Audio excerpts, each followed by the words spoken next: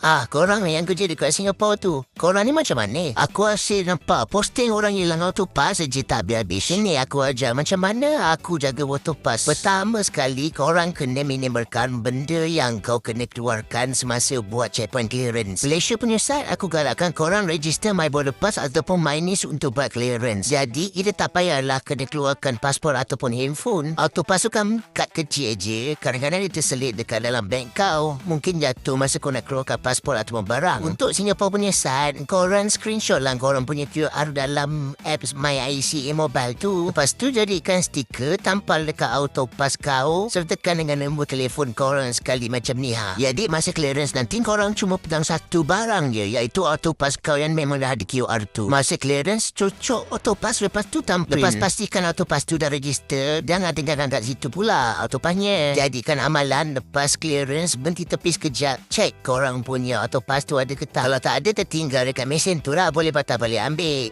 Jagalah autopass dengan pasport tu macam nyawa korang. Korang kalau hilang jari satu pun boleh masuk lagi tau Singapura. Tapi kalau autopass dengan pasport tak ada, mana maunya. Dari kecil sampai ke besar asyik nak minta kena bebel korang